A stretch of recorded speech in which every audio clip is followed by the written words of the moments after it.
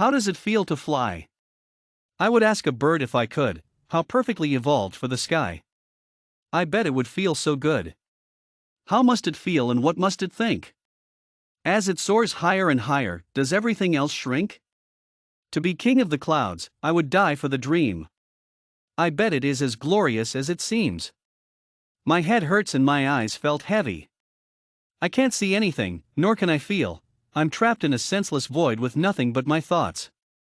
Isolated with no chance of escape? Where am I? My splitting headache slowly begins to subside and my eyelids lose their weight. I can smell the air, it lacks any sort of flavor, but a gentle cooling seeps into my nostrils. To complement the cold air, I can hear rushing. It must be a tide, so I'm at a beach? As my eyes adjust to the intense brightness, my eyes water and I feel droplets randomly but slowly form across my body. Perhaps a tide is washing over me? I cannot smell the salt, and I cannot hear the crashing of the foamy waves on rocks or sand. I cannot hear the seagulls screeching for food or companionship. I cannot deduce any sounds or smells of human presence, and although my vision seems fully recovered, I fear that my vision may be clouded.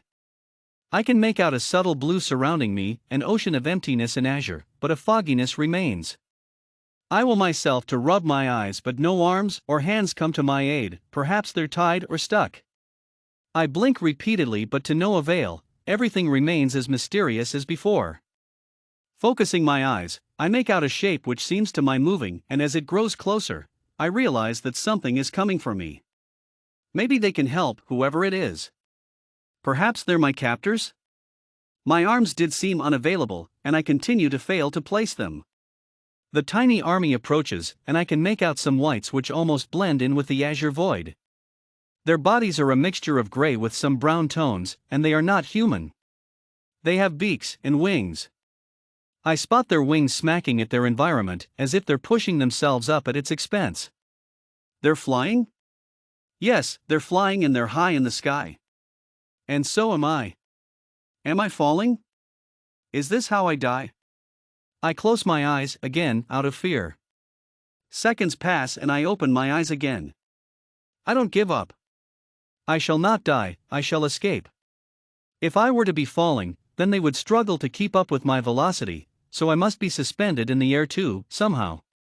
The mistiness of my eyes is suddenly explained. If I am in the sky, then I must be in a cloud. Yes, I am in a cloud. Although they look warm and fluffy, they are cold in an almost soothing manner, and this particular cloud is slowly condensing as more droplets collect across my body and drop off to the world below. So, I'm in the sky and I'm inside a cloud. So why couldn't I use my arms? Certain to be content with my answer, I turn my head to survey how I would need to retrieve my hands, and then I notice something unreal. I don't have arms anymore, I have wings. I focus on the birds which are meters away and realize I have no time to express my shock or confusion. I need to move. At this very revelation I begin to attack the sky as do the birds heading for me.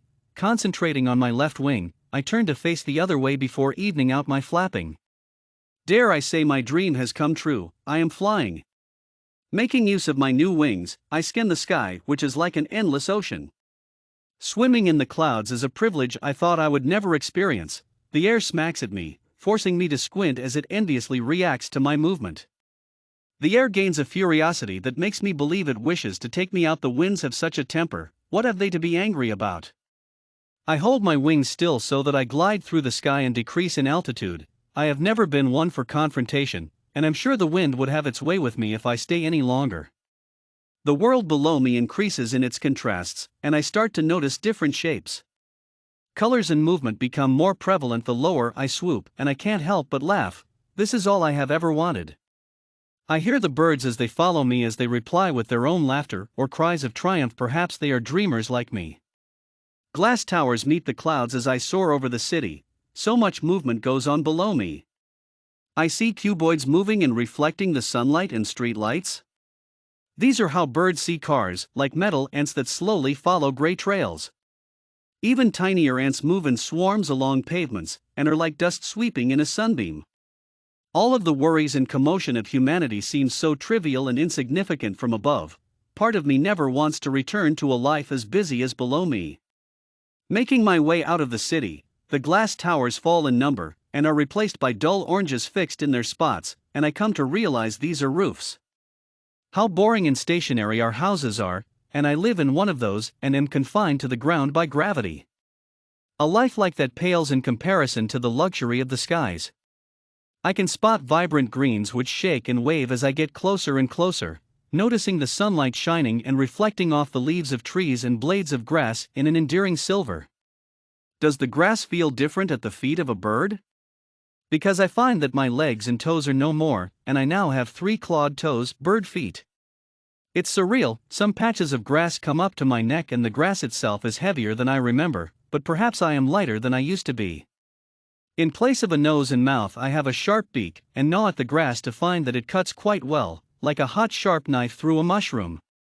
With a piece in beak, I make my way to my new flock and pass it to the closest, beak to beak. They are birds, as I am, but feel a connection? Almost a human link bonding us together. Perhaps this is a dream and these are my loved ones. Of course it has to be a dream, for what comes next shows it must be a trick of the mind. A bird's ear is not where a human's is. I realized as I could gauge the sound of the wind through the grass as if I had turned my human head and placed my ear close. However, I was looking straight ahead. The bird ear is located just under each eye. A hollow high-pitched wheeze accompanied the wind as it caused the grass to sway. I never pondered the differences between humanity and the animal kingdom, and I find a newfound appreciation and wonder for all other life forms. Right now I am a bird, but my thoughts are as profound as a human's? Is this because I am human, or is it rather that animals are more intelligent than we give them credit? I wonder if there was a way we could VOOM. It was like an explosion. I turned my head and found that my friends are flying away, all except one. With a piece of grass between its yellow beak, it was frozen. She was frozen. I don't know why I feel like I know it's a she, but I love her as I would my mother. Is it my mum? Is she here with me in this dream? Across the field is a silhouette with a gun, which explains the sound of that explosion. Had I been aware of my periphery, which is not as impressive as it was when I was human, I would have been able to warn my friends. But why was she frozen? Was she my mum? VOOM. She was hit? But rather than a bloody wreck in pieces, she had disappeared. With very little time to contemplate why this was the case, I shrieked a cry of retreat and watched as my flock dispersed in desperation. The murderer is reloading his wretched weapon, and I began to charge with my bird feet and flap with my wings. He is going to pay. The closer I get to the man, the quicker I'm realizing that he's not possible. He was a silhouette from afar but remains so even meters away, and with the human shape I see huge wings and red glowing eyes. Is this an angel or a demon? I also see that his gun is locked and loaded, and I am now an arm's length from the barrel of the gun, flapping furiously to tilt and prepare to engage my claws through this monster. VOOM. I fail to get my revenge. And it all clicks into place. He was the king of dreams, and he shot me before I could cry. Flying was glorious, but this was my gift before I died. When we are asleep and we dream of dying, we wake up before we experience death. This is because we have yet to taste such a fate, and our brain wakes us up to save us. But what if we dreamt as we died and the dream ended with a final shot?